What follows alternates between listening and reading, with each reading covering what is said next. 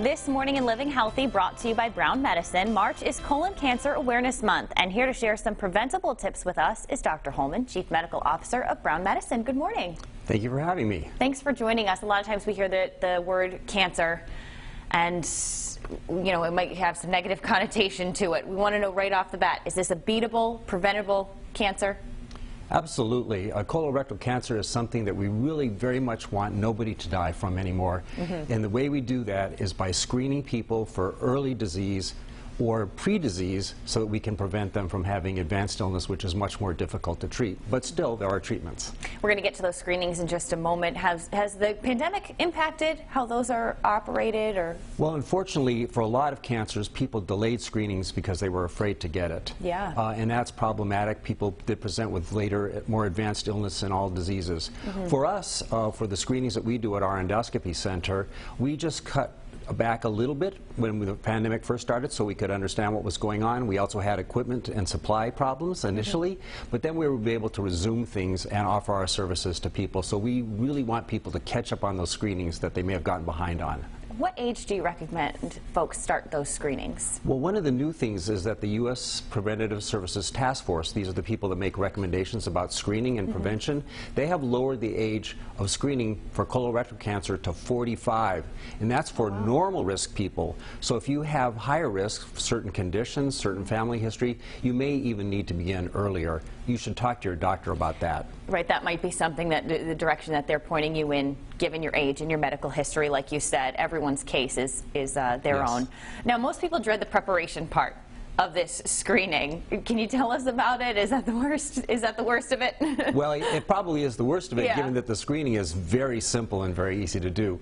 But thankfully, a lot of medical things I can't speak about my personal experience. I haven't had a lot of illnesses, but this is something I've done 3 times, and it's not bad at all. I used to tell my patients before I had a colonoscopy myself, oh, you have to be right near the toilet, it's kind of rough, etc. It's really not. I actually, the first time I ever went, I went to work, did all my activities, and then went over to the suite and got endoscoped. Nice to hear there. We mentioned, kind of backtrack a little bit about that medical history and those who might be more at risk.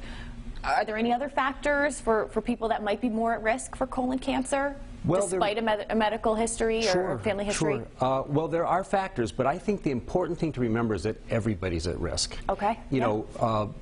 People with a family history of colon cancer maybe represent 25% of those people that get it, but that means 3 out of 4 people have no family history of colon cancer.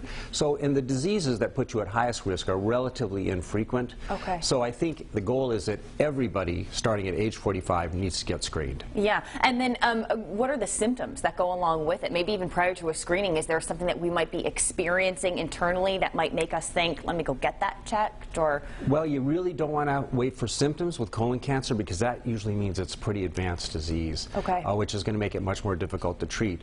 But if you ever see blood in your bowel movements, etc., that's the type of thing you really need to tell your doctor about right away, because that is the type of symptom that could be a sign of earlier cancer where it's quite treatable. Yes, this is a serious issue here right there, but again, you're saying preventable, treatable, gives us some hope there. Absolutely. And speaking of hope, on March 21st, there's something happening that you'd like to make mention of. Tell us about it. From 6 to 7 on March 21st at East Providence City Hall, there is going to be a Go Blue event recognizing the importance of preventing colon cancer.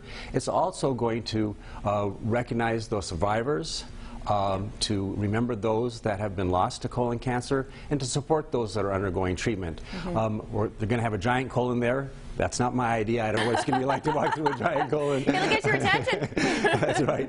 We're going to have the East Providence Martial Arts School kicking cancer, and there's going to be dignitaries and some physicians there to answer your questions. So I hope people can turn out for that. Well, and I'm glad that you joined us here this morning to, like I said, give us some hope. Just because you might get that diagnosis, it doesn't mean that your fight is over. You can continue to fight, and there are plenty of other ways that you can go ahead and go forward and treat colon cancer if it does in fact happen to you. Absolutely, and thank you for the opportunity to help us to encourage people to take care of their own health. Our pleasure. It is a very important thing at a very important time. Doctor, thank you so much for joining us. This segment was brought to you by Brown Medicine. We'll share a link with more information on their endoscopy center at roadshow.com.